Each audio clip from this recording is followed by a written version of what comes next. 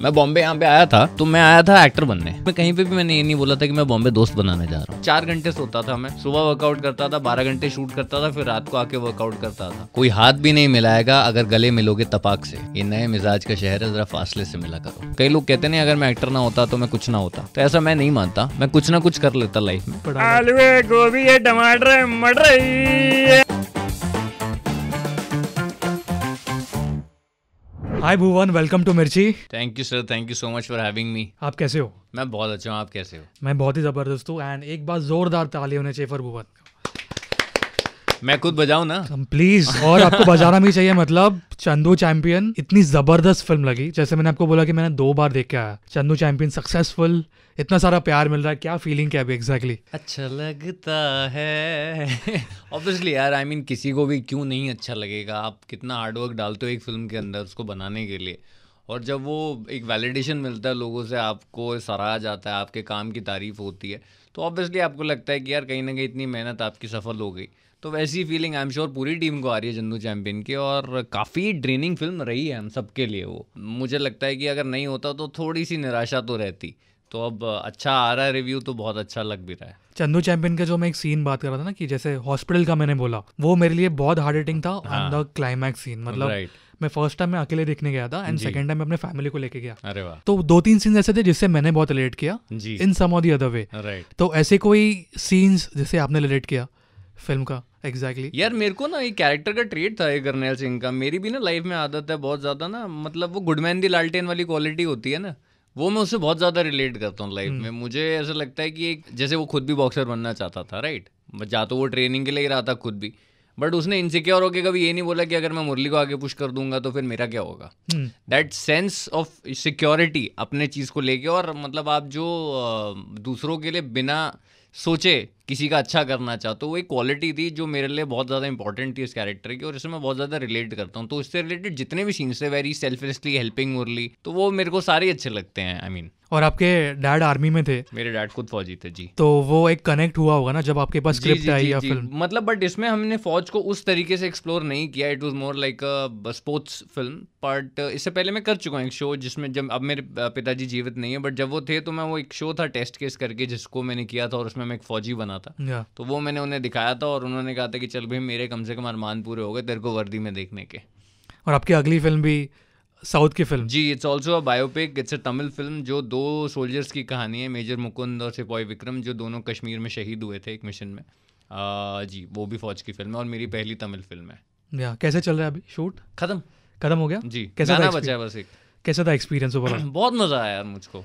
In fact काफ़ी बहुत प्यारे लोग हैं वो इस फिल्म के, जितने मेकर्स हैं, हमारे डायरेक्टर साहब शिवा कार्तिकेयन, जितने भी मेरे को एक्टर्स थे, बहुत प्यारे लोग हैं। एंड आई फील इतना वार्मथ है ना उनके अंदर, और इतना डिसिप्लिन है उनके अंदर, तो मुझे लगता है काफ़ी कुछ सीखने वाली बात है उनसे। तो ये बहुत बार ना डिस्कशन हुआ था, Bollywood versus south, Bollywood versus south.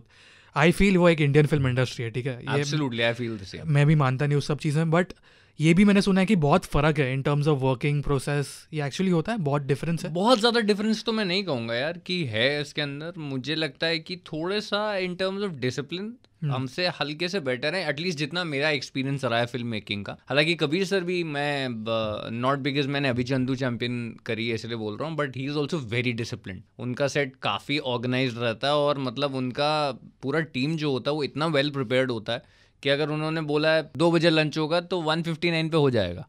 ऐसा नहीं होगा कि कभी टाइम से ऊपर। तो इस मामले में कबीर सर का भी पूरा team, I think the credit only goes to the director, क्योंकि जैसा लीडर होता है वैसी पूरी टीम बनती है, तो उनका था। But again coming back to हमारे जो तमिल फिल्म है, उसमें भी मुझे लगा कि काफ़ी डिसिप्लिन थे वो लोग, और बहुत मतलब कभी मैंने उनको पेशेंस लूज करते नहीं देखा, टेम्पर हाई नहीं देखा, जो मैंने अपने पिछले कुछ फिल्मों के सेट्स पे देखा है कि हो जाता है यहाँ पे लोग फटाफट गर्म हो जाते हैं। वहाँ पे ऐसा कुछ भी नहीं होता। यहाँ पे बहुत जल्दबाजी भी होती है बहुत बार। हाँ होती है सर, मतलब एंड ऑफ द डे यार ये आपको there is it's a product ना, एक ये है तो एक प्रोडक्ट ही, और आपको डिलीवर तो करना ही है उसके अंदर, and there is money involved, so everybody is answerable to someone. तो उसके चक्कर में कभी कभी होता है ऐसा कि यार थोड़ा सा रश्ड हो गया और थोड़ा सा मामला लाइट लूजिंग लाइट, जितने फिल्म वाले हैं वो ज़रूर करेंगे इससे रिलेट। देखिए पीछे DOP जी भी आपके हाजिर हैं, ठीक है। ये लूजिंग लाइट जो होता है ना, ये टर्म हमारे पे बहुत थोपा जाता है कि अब सन जाने वाला और आपको फटाफट उस सीन को ख़त्म करना है। तो कई बार उसमें होता है कि आप रश कर देते हैं चीज़ों को।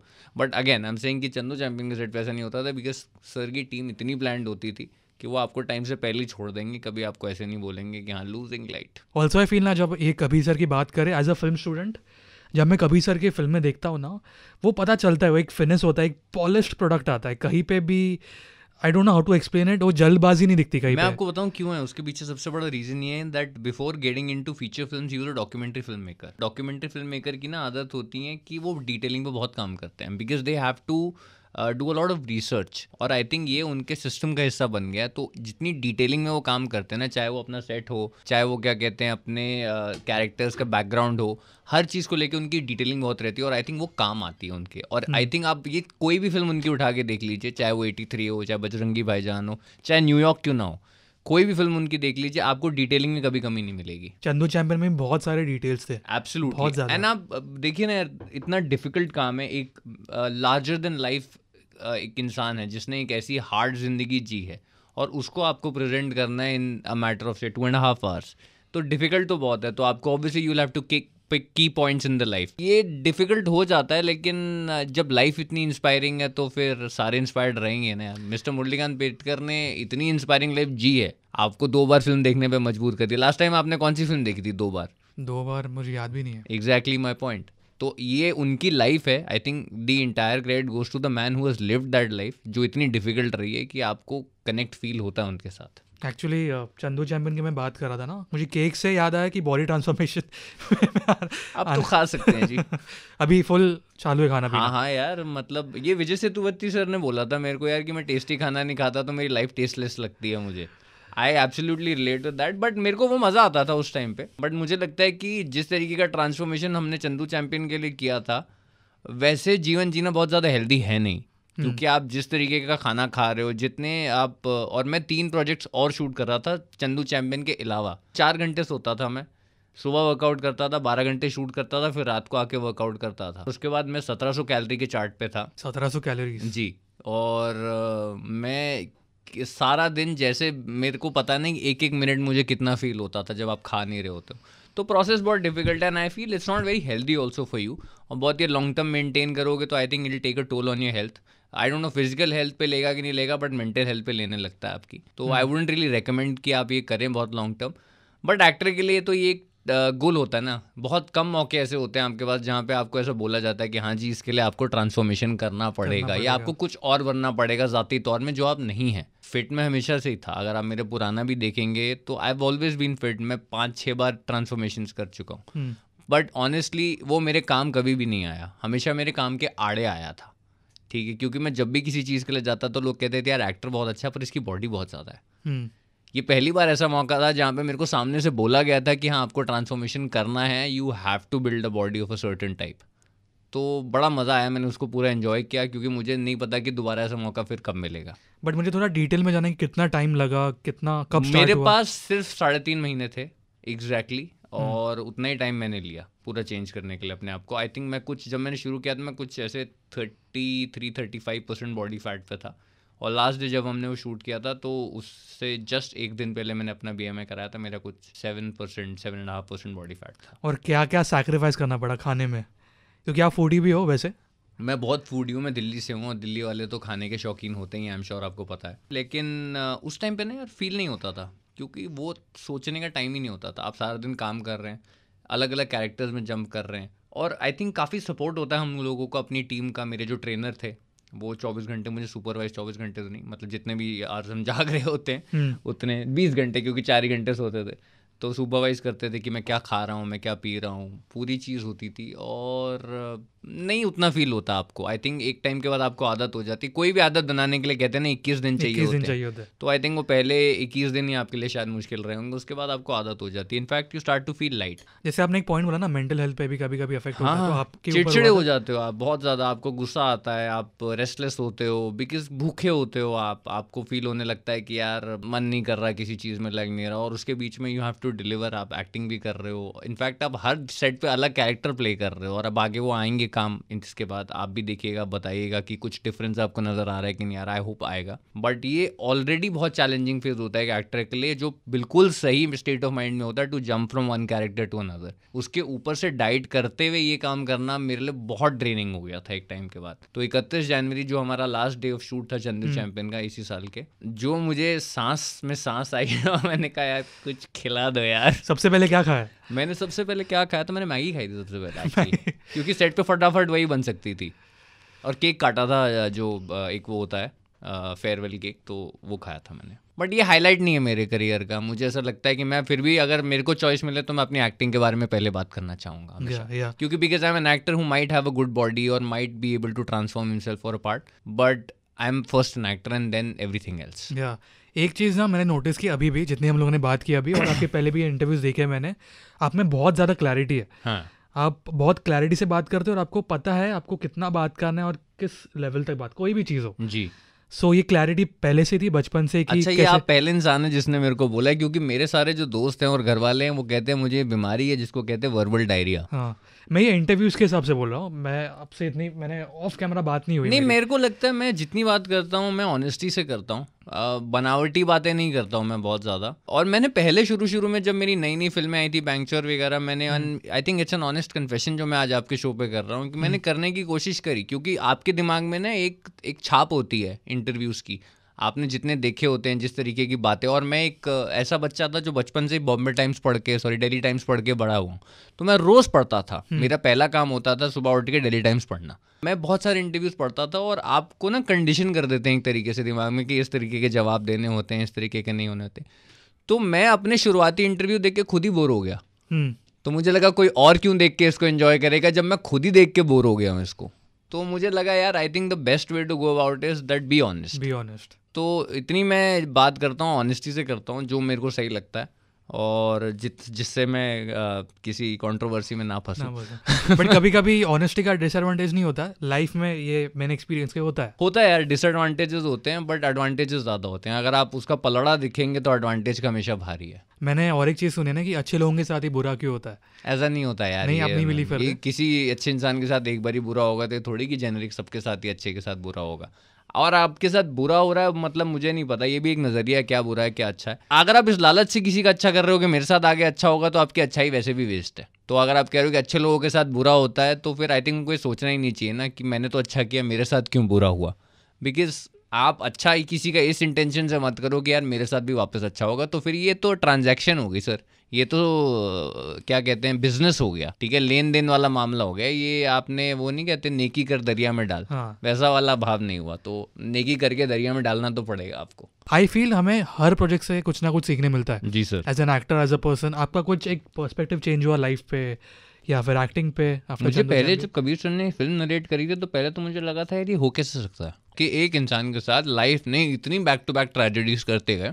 मैं पूछा था उनसे कि मैंने कहा सर ये फिक्शनलाइज किया क्या थोड़ा इन्होंने? कहते नहीं यार मुझे भी ऐसा लगा था, पर एक्चुअली में ऐसा हुआ है। तो मुझे चंदू चैंपियन के सेट से सीखने को मिली, and I think more than that Murlikant Petkar ji से सीखने को मिली कि यार life will always throw problems at you. अब चॉइस आपकी है, आप छोड़ देना चाहते हो या फिर कि आगे बढ़ना चाहते हो। और ऑब्वियसली इसमें जैसे हमारे फिल्म में बाकी के कैरेक्टर्स हैं जो सपोर्ट करते हैं, you also need to have those kind of people around you in life जो आपको उस तरीके की सिचुएशन में सपोर्ट करें। और अगर आपके पास वो है तो आई थिंक वो आपकी सबसे बड़ी कमाई है। जैसे मैंने बोला कि मैंने फिल्म देखी है 2 बार, तो मुझे सीन बाय सीन अभी फिल्म याद हो चुकी है, ठीक है जी। I think you are the only happy character in the film. I think so. हाँ, जितना I was मुझे actually told this by Kabir sir when he was narrating me the film that he is the only happy character of the film. हाँ, क्योंकि हाँ मैं अभी analyse कर रहा था फिल्म, तो वैसे ऑफ स्क्रीन भी वैसी दोस्ती वाला माहौल था कि कैसा था? हाँ यार बहुत चिल्ड आउट है Kartik, and he is a very nice boy, काफ़ी ग्राउंडेड है अपने। उनकी अच्छी बात क्या है कि वो सरेंडर कर देते हैं अपने आप को बिल्कुल, आई थिंक। और ये आपको उनके काम में आज नज़र आ रहा होगा चंदू चैंपियन में कि उन्होंने बिल्कुल ही कबीर सर को सरेंडर कर दिया था कि जो आप बोलो वही मेरा परम सत्य है। और वो बड़ी अच्छी क्वालिटी है, और he is a very nice man. there's a lot to learn from him and whatever he's done, आज वो जो भी बने अपनी मेहनत से बने और वो काबिल तारीफ बात है. You are a very good observer ना वैसे. I try to. काम ही है ये सर, ऑब्जर्व नहीं करेंगे तो रिक्रिएट कैसे करेंगे. वैसे क्या चीज़ें ऑब्जर्व की है कबीर सर से या कार्तिक से या कोई भी कास्ट? जैसे कि मैंने बताया कार्तिक की क्वालिटी, वो सरेंडर कर देता अपने आप को. कबीर सर की कि वो कितना प्रिपेयर्ड रहते हैं हर चीज़ को लेके, कितना क्लैरिटी है उनके, मतलब इन टर्म्स ऑफ एडिटिंग हो गई, इन टर्म्स ऑफ आपको किस तरीके का शॉट्स चाहिए, लाइटिंग, कितना आपको एक्शन सीक्वेंस में चाहिए. वो हमें फालतू मेहनत भी नहीं करने देते थे. ऐसा होता है ना कई बार आप ऐसे एक्टर्स डायरेक्टर्स को एनकाउंटर करते हैं जो आपसे अतः मेहनत करवाते हैं और आप वहाँ पे जाके देखेंगे तो उसका यूज़ 10% भी नहीं हुआ होता. कबीर सर के पास इतनी क्लैरिटी है कि उनको पता है कि यार मेरे एक्टर को मेरे को फालतू में थकाना नहीं है, तो उतने की ज़रूरत है तो मैं उतना ही करवाऊँगा उनसे. तो ये बहुत कम होते हैं लोग जो ये चीज़ को समझते हैं कि यार एंड ऑफ द डे वो भी इंसान है, थक जाते होंगे. तो ये क्लैरिटी है जो मुझे उनसे सीखने को मिली. तो हर एक इंसान से, सुदीप दास से, जिस तरीके का प्रिसिशन है उनका, हमारे जो सिनेमेटोग्राफी, आई थिंक आज की डेट में चंदू चैंपियन के सबसे बड़े हाईलाइट्स में से एक है उसका कैमरा वर्क. और फिनोमिनल काम किया सुदीप दा ने. और आप उनसे भी देखोगे ना तो उनकी एक ज़िद है जो बड़ी एंडियरिंग ज़िद है. और अगर उनको वो शॉट उस टाइम पे चाहिए तो वो शॉट उसी टाइम पे चाहिए. अगर उसको नहीं मिला तो अगले दिन पूरा शूट दोबारा लगवाएंगे. तो ऐसे कभी हुआ है पूरा सेट, मतलब सेट तो बना होता है बट वैसे हुआ है? जी. बट वो आई थिंक इसी को परफेक्शन जो that is who he is and he says that you know I am ready to compromise on everything else but not this. अभी थोड़ा मुझे फ्लैशबैक में जाना है, ठीक है? आपकी एक एड थी सब्जी वाला से लेके लॉयर तक 50+ एड्स करी. सब्जी वाली जो अभी भी नॉस्टैल्जिया वाला फैक्टर होता है हम लोग जी. वो हर हफ्ते कोई मुझे भेज देता है पता है, और मैं उनको बोलता हूँ यार ये मैं ही हूँ. आपको अभी भी वो याद आते हैं मोमेंट्स, वो एड के टाइम आपका क्या लाइफ में चल रहा था, या एड के टाइम, शूट के टाइम क्या चल रहा था? वो एड मुझे कैसे मिली थी, पहले बॉम्बे में ना एक कल्चर होता था जहाँ पे सारे एक्टर्स सुबह रोज तैयार होके, जिनमें से मैं भी था एक, घर से बोरिया बिस्तर निकाल के 4-5 कपड़ों के ऑप्शन लेके स्टूडियो से स्टूडियो घूमा करते थे. फिर एक कास्टिंग डायरेक्टर जो खुद ही एक्टर बनना चाहते थे, मोस्ट केसेस बाहर निकलते थे. ये नहीं पता था मुझे, मैं आपको बता रहा हूँ ये बात, ठीक है? जो बाहर निकलते थे वहाँ से और घंटों तक बैठे हुए एक्टर्स जो झुंड लगा के बाहर खड़े हैं, उनको 1 सेकेंड में बताते थे कि आप इस एड के लिए फिट हैं कि नॉट फिट हैं. ये बहुत प्रचलित था पीछे कुछ सालों बाद. अब ये बंद हो गया, पूरा ये सिस्टम ही बंद हो गया क्योंकि अब सेल्फ टेस्ट का दौर आ गया है, चीज़ें बहुत ज़्यादा ऑर्गेनाइज्ड हैं अभी. हैविंग सेड दैट, तो वो ऐड जब मैं ऐसे ही रोज़ निकला करता था और मैं शुरू से काफ़ी बेचैन रहता था अंदर से कि यार मेरे को घर बैठ के क्या ही करना है. तो कुछ काम मिले ना मिले एटलीस्ट कुछ किसी से मिल लूँगा, ऑडिशन दे दूंगा. मैंने ऑडिशन को हमेशा as an opportunity to perform देखा. मैंने कभी ये सोच के नहीं गया कि यार ये काश मुझे ऐड मिल जाए या फिल्म मुझे मिल जाए. ये नीयत नहीं होती थी मेरी कभी भी. मुझे लगता था कि हाँ यार कुछ कर दूँ, कोई एक्टिंग एक्सरसाइज ही हो जाएगी एक तरीके की. मेरे पास स्क्रिप्ट नहीं है तो वो स्क्रिप्ट ही हो जाएगी मेरे लिए एक तरीके की. तो मैं वैसे ही दरवाजे खटकाता एक दिन हमारे ओशिवारा में एक श्री जी करके रेस्टोरेंट है, उसके ऊपर एक जगह है जहाँ पे लाइन से स्टूडियोज़ हैं. वहाँ मैं गया था और मैंने बहुत ही इससे कैजुअली, जो कास्टिंग डायरेक्टर थे मैथ्यू, उनको बोला यार मैं ऑडिशन दे सकता हूँ, सॉरी मैं आपको इंट्रोडक्शन दे सकता हूँ अपना. मैंने कभी इंट्रोडक्शन नहीं दिया आपको अपना. तो उन्होंने बोला आप अंदर आ जाइए, आप एक काम कीजिए, आप ऑडिशन ही दे दीजिए. तो मैंने वो ऑडिशन ऐसे ही बहुत ही कैजुअली दे दिया और मुझे वो ऐड मिल गया. और वो ऐड आज तकरीबन 6 या 7 साल हो गए हैं.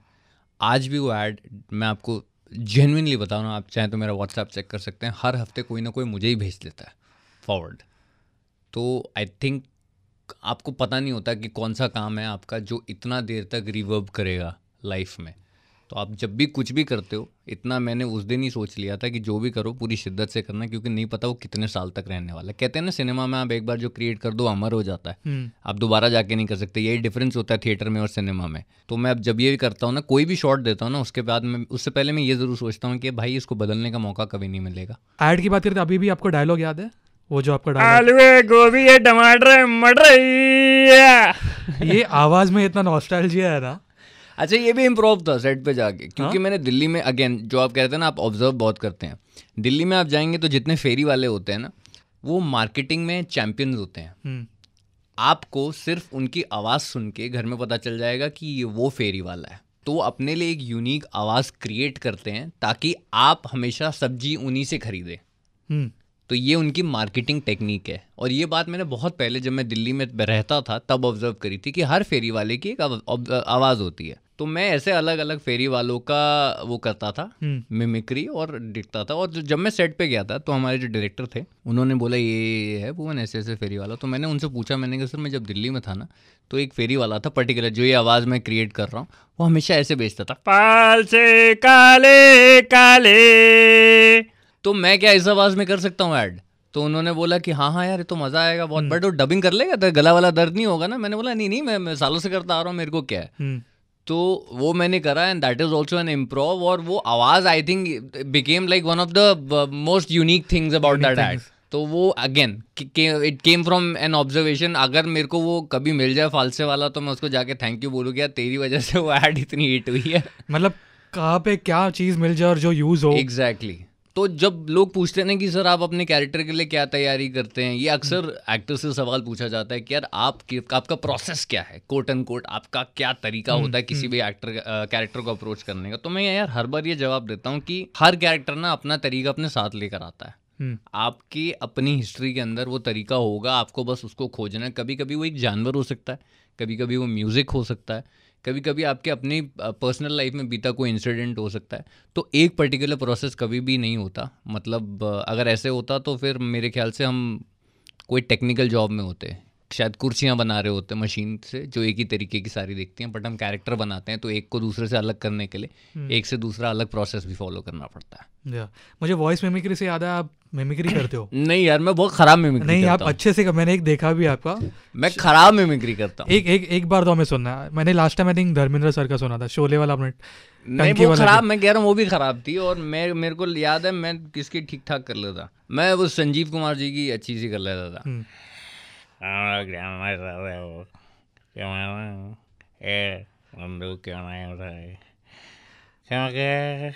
मेरा हार ही नहीं है। ऑन पॉइंट है ये, ऑन पॉइंट। मुझे मैं कुलभूषण खरबंदा जी की बोलता हूँ, चली जाओ बिफोर आई स्लैप यू। मुझे मिर्जापुर याद आ गया। बहू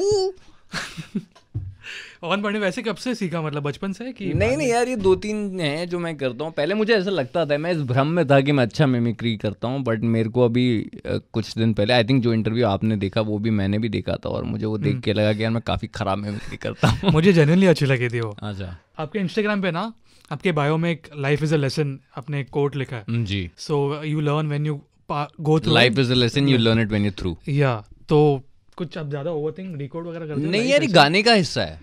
एक लिम्प बिज़किट का गाना है टेक अ लुक अराउंड, जो मिशन इम्पॉसिबल में आपने सुना होगा, time time time time time time, जो उसका थीम है उसके ऊपर एक गाना है टेक अ लुक अराउंड। तो मैं पहले रॉक म्यूजिक का काफ़ी फ़ैन होता था, हार्ड रॉक का, और तब मैं लिम्प बिज़किट बहुत सुना करता था। और ये लाइन थी ना, ये it just struck a chord with me. मैं काफ़ी रिलेट कर सका था इससे इंस्टेंटली। मुझे ऐसा लगता है कि आप पूरी लाइफ जब जीते हो कि आपको लगता है कि आपने किसी चीज़ को समझ लिया, फिर थोड़े टाइम बाद आपका उस चीज़ को देखने का नज़रिया बदल जाता है। आप जैसे जैसे एज करोगे ना, आपको हमेशा लगेगा कि आप किसी चीज़ को किस नज़रिए से पहले देखते थे वो नज़रिया आपका बदल गया। तो अगर आपने पहले समझ लिया था तो फिर ये क्या है, और अगर ये गलत है तो फिर वो क्या था। So I just realise that life in itself can never be understood. It is a lesson you will only learn when you are through with it. आज मैं यहाँ पे आज आया हूँ तो कुछ नई चीज़ सीख के जाऊँगा, ठीक है। तो हर दिन आपके लिए एक लेसन है, और ये लेसन तभी ख़त्म होगा जब आप ये दुनिया छोड़ देंगे। अब वैसे बहुत रीड करते हो ना बुक्स वगैरह? हाँ यार वो आई थिंक ये बहुत इंपॉर्टेंट होता है किसी भी एक्टर के लिए। बहुत सारे लोग पूछते हैं ना कि खाली दौर होता है जब आपका, तो आपको क्या करना चाहिए। मेरे को लगता है आपको पढ़ना चाहिए, अगर आप पढ़ सकते हो तो। अगर आपको पढ़ने का शौक नहीं, कोई ज़बरदस्ती नहीं है, पॉडकास्ट सुन लो। पॉडकास्ट सुन लो जैसे कि ये।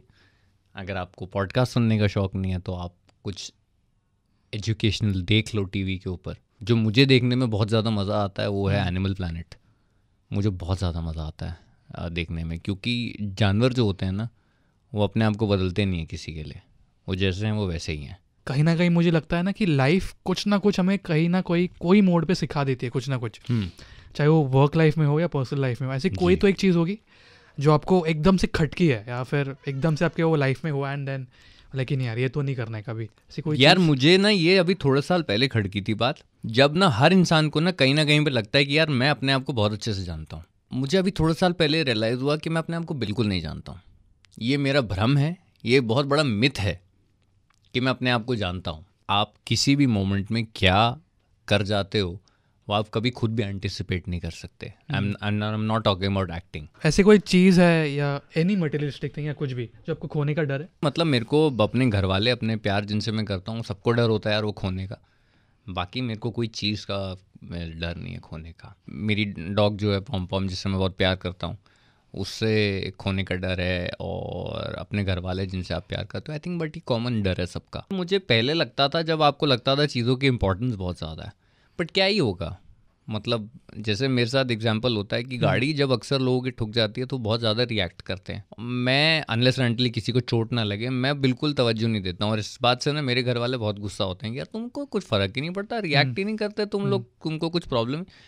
ठीक है यार, ठीक हो जाएगी, मतलब गाड़ी तो है, क्या बड़ी बात है इसके अंदर। तो मतलब ऐसा मुझे कोई चीज़ से इतना लगाव नहीं है कि जो मुझे लगे कि यार ये मेरे से खो जाएगी तो बोला। मेरे डैड की एक घड़ी है जो वो हमेशा पहना करते थे, जो मुझे बहुत प्यारी है, जो मैं हमेशा अपने लाइफ के बड़े इवेंट्स पे पहन के जाता हूँ। तो वो मुझे एक चीज़ है जो मैं काफ़ी संभाल के रखता हूँ, अलावा उसके ऐसी कोई चीज़ नहीं है। और एक उनकी बनियान है जिसमें अभी भी उनकी खुशबू है, उसको मैंने वैक्यूम सील करवा के रखा हुआ है। हाँ जी, मुंबई में है कि मुंबई में है मेरे मुंबई पास। में है। उसको मैं खोलता नहीं हूँ हमारे डर के, क्योंकि वो वैक्यूम सील्ड है। जिस दिन वो खुल जाएगी हवा लग के सारी, वो चला जाएगा। कोई एक दिन आएगा जब मैं उसे खोलूँगा, अभी वो दिन नहीं आया।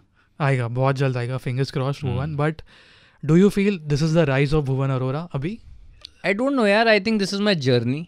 Weather it's rise or not, I don't really understand that and I don't really indulge in that. मैं नहीं सोचता हूँ ये राइज है। हाँ, मैं जहाँ कल था वहाँ से तो 2 कदम आगे ही बढ़ा हूँ, इतना मुझे दिखता है। अब आगे कहाँ जाऊँगा मुझे नहीं पता यार। मैं पहले प्रोड्यूसर था, अभी भी प्रोड्यूसर हूँ, बट मैं अभी एंकरिंग भी करने लगा हूँ 2-3 साल से। जी बट एक चेंज ये मैंने देखा है मेरे साथ, जी, जो मेरे लोग आसपास थे except for the family, camera में जब से मैं सामने आया एंड जब थोड़े इंटरव्यूज करने लगा सेलिब्रिटी के साथ, तो एक इंप्रेशन में से जाता है कि हाँ सेलिब्रिटीज के साथ होता है, तो उनका ना एक बर्ताव चेंज हो गया मेरे अराउंड। जी, एंड ये फैमिली की बात नहीं कर रहा हूँ, आउटसाइड द फैमिली। तो ये चेंज मैंने देखा है कि लोग कैसे चेंज हुए। मतलब स्कूल के दोस्त फॉर एग्जांपल जो बात करते भी नहीं थे, ये मैं भी मानता हूँ। तो ये आपने भी जब इंडस्ट्री में फर्जी के बाद या कोई भी चीज़ पहले से ही, उससे पहले से ही, जब से फिल्मों में उन्होंने मुझे देखना शुरू किया तब से यहाँ ये चेंज मैंने भी ऑब्जर्व करा उन लोगों के। लेकिन उन लोगों के लिए नो ऑफेंसमेंट, आई मीन जितना वो प्यार ही देते हैं उसको मैं सराखों पे रखता हूँ। मेरे लिए वो बहुत ज़्यादा मैटर करता नहीं, क्योंकि मुझे इंटेंशन नज़र आती है वहाँ पर लोगों की। मेरी मम्मी मेरे को पहले भी छित्तर मारती थी, आज भी छित्तर मारती हैं, वो नहीं बदलेंगी। वो बदल जाए तो मेरे लिए बहुत मैटर करेगा।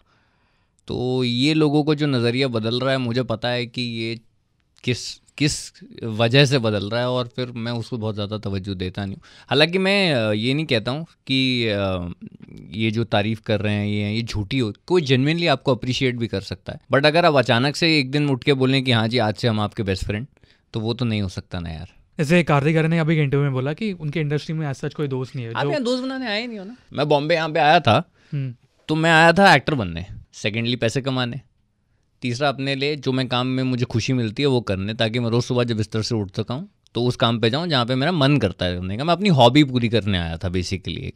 इस पूरी लिस्ट में कहीं पे भी मैंने ये नहीं बोला था कि मैं बॉम्बे दोस्त बनाने जा रहा हूँ। मैं ऐसा नहीं बोलूँगा इंडस्ट्री में मेरे कोई दोस्त नहीं है, बट ये बहुत ही एक जेनेरिक आई थिंक तरीके से उन्होंने बोला गया था कि यहाँ पे जो दोस्ती होती है इंडस्ट्री की ना, ये बहुत ही प्रोजेक्ट रिलेटेड दोस्ती होती है। कि आज आपने ये प्रोजेक्ट किया तो यहाँ के सारे लोग आपके दोस्त हैं, जेन्युइनली हैं, बट कल को ये प्रोजेक्ट खत्म होगा, आप सब दूसरे प्रोजेक्ट पे चले जाएंगे, अपनी लाइफ में बिजी हो जाएंगे। एंड ये बहुत ही नेचुरल, जैसे इसको कहते हैं ना कि जब जब पतझड़ आता है तो पत्ते को पता अब उसका टाइम आ गया है डाल से अलग होने का। अगर उसमें ऐसे 1-2 पत्ते हैं जो मेरे साथ मेरे ज़ाती तौर पे दोस्त हैं, जिनको मैं इंडस्ट्री में मिला हूँ और अभी भी मेरी दोस्ती है उनसे, तो आप अपने आप को किस्मत वाला समझिए। बट यहाँ पर आप दोस्ती करने आए नहीं, और अगर आप इस नीयत से ज़्यादा मिलेंगे लोगों से तो आई थिंक मार ही खाएंगे। ये आपने बशीर बद्र का एक शेर है, सुना होगा ना आपने? नहीं। कोई हाथ भी नहीं मिलाएगा अगर गले मिलोगे तपाक से, ये नए मिजाज का शहर है, ज़रा फासले से मिला करो। बट इंडस्ट्री से आपने कुछ सीखने मिला है? नहीं यार, इंडस्ट्री से बहुत कुछ सीखने को मिला है, और ये चीज़ें थी जो आपको मतलब पहले ही पता थी। ये जो आपके पर्सनली घटी आपके साथ तो आपको लगा कि हाँ ये सच है, क्योंकि जब तक आपके साथ ज़ाती तौर पे जब तक कोई चीज़ नहीं घटती ना, देखिए एक कहावत है ना जिसको कहते हैं जिस तन लागे वो तन जाने। तो आपके पास जब ज़ाती तौर पे कोई चीज़ घटती है ना तो आपके लिए उसका इम्पैक्ट बहुत बड़ा होता है, नहीं तो ये सब किस्से कहानी होती है। तो इंडस्ट्री से सीखने को मुझे बहुत कुछ मिला है, लेकिन उसमें कोई खटास नहीं है मेरे अंदर। मेरे अंदर किसी के लिए कोई बुरी भावना नहीं है। मैं बहुत बड़ा बिलीवर हूँ कर्मा का, और मुझे लगता है कि आप अच्छा करोगे आपको अच्छा ही मिलेगा, बुरा करोगे बुरा ही मिलेगा। बट अगेन उस नीयत से मत करो अच्छा कि मेरे पास वापस अच्छा आएगा, वो अपना एक नेचुरल प्रोसेस है, वो आपके साथ हो गई। तो इंडस्ट्री ने जितनी चीज़ें, मुझे बहुत अच्छी चीज़ें भी सिखाई हैं, मैं सिर्फ बुरी चीज़ें क्यों बोलूँ, बहुत अच्छी चीज़ें भी सिखाई हैं मुझे, और ये आपकी ग्रोथ का पार्ट है। एक चीज़ जो आई थिंक हम आप में और मुझे में कॉमन होगी कि नेटवर्किंग। में ख़राब हैं आप कि अच्छे हैं आप? मैं बहुत ख़राब हूँ। मैं तो टेरेबल सर, मेरी तो लाइफ का सबसे बड़ा, अगर मेरे को लाइफ में किसी चीज़ का स्ट्रगल लगता है वो है नेटवर्किंग। मेरे को लगता है कि एक्टिंग में लोग कहते हैं ना कि आपने 10 साल तक स्ट्रगल किया या जो भी कहते हैं, ये पहले तो मेरे को स्ट्रगल वर्ड ही नहीं पसंद है, क्योंकि मुझे लगता है स्ट्रगल तो सभी कर रहे हैं। मुझे ये पता था, इसलिए मैंने स्ट्रगल वर्ड लिया नहीं आज, मैंने मुझे तो आपके घर वाले होंगे या आपके कुछ रिश्तेदार होंगे जो नौकरी पे जाते होंगे, या आप भी जो काम कर रहे हैं, हर बंदा स्ट्रगल कर रहा है, लेकिन उसको इतना लाइमलाइट में लाके, मैंने देखा एक्टर्स के साथ ना ये कंडीशनिंग होती है कि आपका दुख और इतना वो ग्लैमराइज कर दिया जाता है आई थिंक, और इसका बहुत बड़ा रीजन है रियलिटी शोज हमारे, कि आपको लगने लगता है कि अरे भाई कितना दुख है। मेरी लाइफ में टच वुड भगवान की दया से कोई दुख नहीं रहा, मुझे किसी ने धक्के मार के अपने ऑफिस से नहीं निकाला, मैं कभी भूखा सोया नहीं, कभी मुझे ऐसे नहीं लगा। हाँ, पैसों की कमी ज़रूर रही है मेरे पास कभी ना कभी, लेकिन उसमें भी मैंने अपने ज़मीर की वजह से ये सिचुएशन लेकर आया। मेरे घर वाले वर ऑलवेज सपोर्टिंग मी, तो I could have easily called for money, but एक अपना एक होती है ना, आपको सेल्फ रिस्पेक्ट होती है, आपको लगने लगता है कि यार अब कब तक, तो उस लिहाज से मेरे पास रहा है। लेकिन उसमें भी मुझे उसको बहुत बड़ी बात नहीं रहेगी लगी, क्योंकि मुझे लगता है बहुत लोग हैं यार सब कुछ।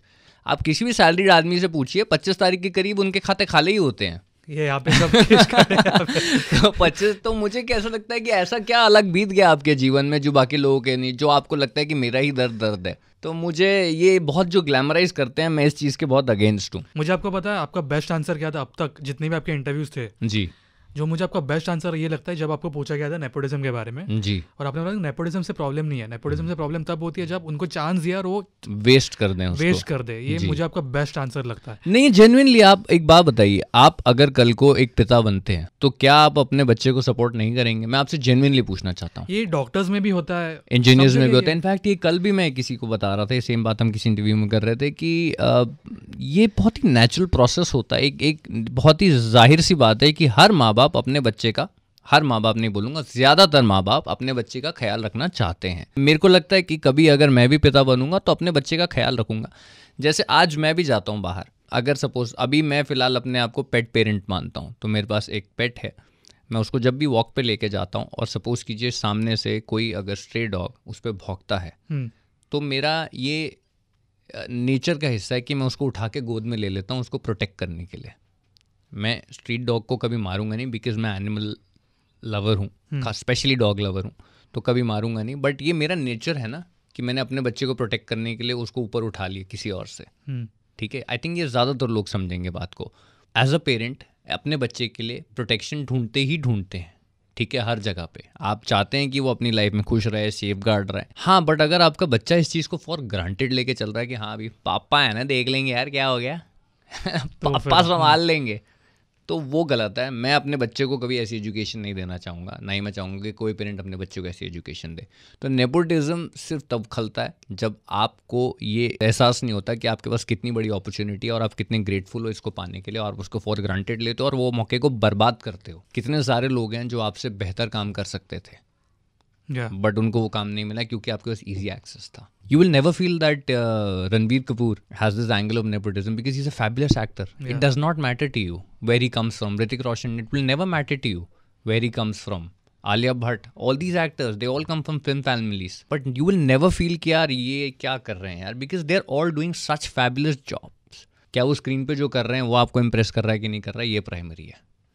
बाकी मुद्दा बनाने के लिए तो लोग किसी भी चीज़ का बना देंगे। मैं वही बोला कि लोगों के पास कुछ है नहीं, लोग फूफा जी है ना, शादी में आते हैं और समोसों में नमक ज़्यादा भाई पता नहीं, मतलब और ऐसा भी नहीं, नेगेटिविटी बहुत फास्ट सेल होती है सोशल मीडिया पे। हाँ, मतलब लोग यार ट्रोल करने के लिए बैठे हुए हैं। आई थिंक उनके पास वक्त है, पेशेंस है, तो लोग करते ही होंगे, और आई थिंक ये चीज़ें ट्रेंड करती हैं। अगेन मैं बहुत अच्छा हूँ नहीं इस मामले में, जैसे मैंने शुरू में ही कन्फेशन दिया, I am not good with networking and specially social media. कैसे करें ये बहुत इंपॉर्टेंट है। कैसे करें नहीं यार, ये आपको बोझ लगने लगे तो मत ही करो ना यार। बट इम्पोर्टेंट नहीं है।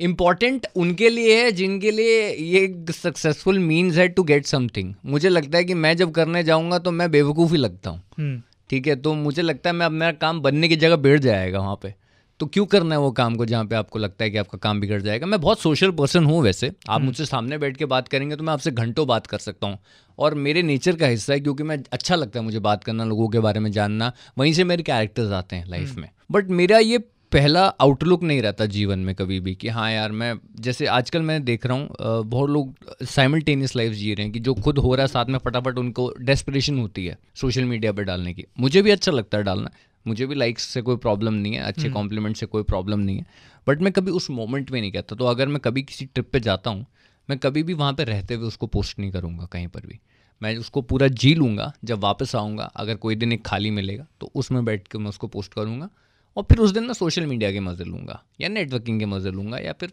जहाँ पे हूँ उस चीज़ के मज़े लूँगा। उस दौरान दो चीज़ों में, दो कश्ती में सवार होकर ना आप इस तरफ गए ना उस तरफ गए, और मुझे कोई प्रॉब्लम नहीं मेरे पास। मैं इनफैक्ट बहुत रिस्पेक्ट करता हूँ उन लोगों को जो they are good with it. In fact मेरे कुछ ज़ाती तौर पे भी दोस्त हैं जो बहुत अच्छे हैं नेटवर्किंग में और ये सब, और मुझे लगता है कि उनको प्रोफेशनली मैंने बोला है कि आपको कोर्सेज खोलने चाहिए, आप you should have a school of networking, and I will be a student there, because again end of the day it's a skill, if you learn it like everything else it will come in handy. ऐसी कोई चीज़ आपको लगती है कि industry में change होनी चाहिए? I think writers should get paid much better than what they are being paid. वहाँ से ऐसे हाथ उठा हमारे प्रोड्यूसर साहब का। नहीं होना भी चाहिए यार। मुझे लगता है कि इंडिया में, मुझे ये बहुत दुख के साथ कहना पड़ रहा है कि राइटर्स को जितना इम्पोर्टेंस और जितना पेमेंट मिलना चाहिए अनफॉर्चुनेटली नहीं मिलता है। काफ़ी बड़ा मिलू of your production value is taken by actors. Lot of a big portion of the expenditure that goes into filmmaking is the actor's fee, and I am one of them. मैं अपने ही पैर पे कुल्हाड़ी मार रहा हूँ ये बात बोल के, but actually you're honest, that's good. but I'm genuinely saying, मैं ये नहीं कह रहा मेरे में से निकाल के तो but और कहीं से निकाल के I think writers should get paid better, because नहीं तो क्या होता है ना, उनका काम में से इंटरेस्ट छूटता जा रहा है, क्योंकि घर सबको चलाने हैं यार। ठीक है, ये तो सत्य है, परम सत्य है। ये स्क्रिप्ट्स अच्छी नहीं आएंगी बाहर हमारे पास, हमारा कंटेंट धीरे धीरे जो हमें दिख रहा है, प्रॉब्लम ऑफ प्लेंटी हो चुकी है यहाँ पे, इतना कंटेंट है बट अच्छा बहुत कम है। वो इसीलिए because writers are not wanting to invest so much time and energy in it, because they are not being paid adequately. फिर 2-3 काम एक साथ लेंगे, फिर ये भी लिख रहे हैं, ये भी लिख रहे हैं। मुझे नहीं पता, बहुत बीच में मैंने ये भी सुना था कि फीमेल एक्टर्स मेल एक्टर्स के बीच में भी बहुत बड़ा इनकम गैप है और ये सब। मैं इस बारे में, मेरे को एक्चुअली में नॉलेज बहुत ज़्यादा है नहीं, लेकिन राइटर्स, क्योंकि मैं बहुत सारे मेरे दोस्त खुद भी राइटर्स हैं और मैं देखता हूँ और मैं खुद इच्छा रखता हूँ एक प्रोड्यूसर बनने की, तो मैं ये चीज़ के प्रोसेस में हूँ और मुझे समझ में आता है कि यार राइटर्स जो है ना, ये सबसे ज़्यादा निराशा की बात उनके लिए ये है कि उनकी मेहनत को एटलीस्ट मॉनेटरी टर्म्स में रिवॉर्ड नहीं किया जा रहा। मैंने आज एक फिल्म देखी, मैं नाम नहीं लेने वाला हूँ। हाँ जी, आज एक फिल्म देखी, हाई प्रोडक्शन, ठीक है, बट जो आपने बोला वही स्क्रिप्ट, मैं समझ एज एन ऑडियंस भी मैं बोल रहा हूँ मैं समझ गया, मतलब मैं डिकोड नहीं करता, आपका इशारा काफ़ी है। हाँ, मैं ऐसे कुछ क्रिटिक विटिक भी नहीं हूँ, मैं फिल्म एंजॉय करने जाता हूँ, कोई भी हो जी। तो एज एन ऑडियंस भी वो समझ आया कि हाँ, नहीं मतलब ठीक है यार, बढ़िया ही है। किसी के लिए विजुअल डिलाइट तो हो गई ना उसके अंदर, there is something for everybody. अब मैं आऊँगा लास्ट टॉपिक, और मेरा favourite, one of the favourite topic, फर्जी। ठीक है, ये मेरा भी फेवरेट टॉपिक है एंड मुझे बहुत सारी बातें करनी है, ठीक है, इसके ऊपर। बट कहीं ना कहीं फर्जी ने आपकी लाइफ चेंज की, पूरा ट्रैक 100% यार, काया पलट हो गई, 100% मेरी लाइफ बदल गई। मैं मतलब जितना धन्यवाद दूँ राज और डीके का उतना कम है। वो मेरे मेंटर्स हैं, मेरे लिए फैमिली बराबर हैं अब तो वो। लेकिन अब कह रहे हैं ना इंडस्ट्री से आप दोस्त नहीं लेके चलते, मैं ऐसा नहीं मानता। मुझे तो मिले हैं 2 बहुत बेहतरीन लोग राज और डीके के नाम पे, और मेरी पूरी लाइफ बदल दी फर्जी ने। और हाँ, आई थिंक वो आने वाले टाइम में होपफुली अगर सब सही रहा दिखने को मिलेगा। फर्जी की बात कर रहे थे तो फर्जी से याद आता है पैसा, ठीक है, पैसे से याद आता है आपके स्टूडियो में चल रहा था जब मैं अंदर आया था, वही तब पैसा है तो पैसा। अच्छा, ये गाने ने इतना, मैंने लाइफ में कोई गाना नहीं सुना, क्योंकि मैं जहाँ जा रहा था ना, जब मैं चंदू चैंपियन के लिए बॉडी भी बना रहा था ना, तो मैं अलग अलग शहरों में होता था, क्योंकि शूटिंग कर रहा था अलग अलग शहरों में। हर शहर में जाके मुझे या तो होटल के जिम में या फिर किसी लोकल आजू बाजू जिम में जाके एक्सरसाइज करनी पड़ती थी, बिकॉज बहुत सारे 2 टियर सिटीज़, छोटे शहरों में जहाँ पे हमारा शूट हो रहा था, वहाँ पे होटल्स के अंदर भी जिम नहीं होते। So then you have to go some 45 minutes away, 50 minutes away to workout. तो ये मैं ऐसे कई बार हुआ मेरे साथ कि मैं जहाँ जहाँ पे जा रहा था ये गाना मेरा पीछा कर रहा था। पहले मैं गाड़ी में बैठता था तो गाड़ी वाले चला देते थे, फिर मैं जिम में जाता था तो जिम वाले चला देते थे, फिर मैं होटल में आता था तो होटल वाले चला देते थे। तो ये गाने ने मेरे को स्टॉक किया है। रियल लाइफ में भी एक्चुअली आया पैसा?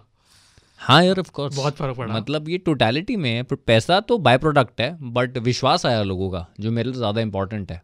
जब लोग आप पे विश्वास करके बोलने लगे आपको ऑडिशन देने की ज़रूरत नहीं है, आपको ये बड़ा रोल मिल रहा है अभी, ठीक है, जिसके लिए आप पहले बहुत क्रेव करते थे लाइफ में, तो वो विश्वास इज़ मोर इम्पॉर्टेंट। पैसा तो बाय प्रोडक्ट है यार, आ ही जाएगा। पैसे कमाने के और भी जरिए थे, पैसे ही मुझे कमाना होता तो मैं अब तक बिजनेस मुझे लगता है मैं अच्छा बिजनेसमैन बनता। कई लोग कहते नहीं अगर मैं एक्टर ना होता तो मैं कुछ ना होता, तो ऐसा मैं नहीं मानता। मैं कुछ ना कुछ कर लेता लाइफ में, मुझे इतना पता है। शायद एडवर्टीजमेंट में कुछ कर लेता, शायद कुछ अच्छा बिजनेस कर लेता। मैं ऐसे नहीं बोलूँगा मैं बिल्कुल ही ठस होता, लेकिन पैसा कमाने का जरिए और कहीं थे मेरे पास।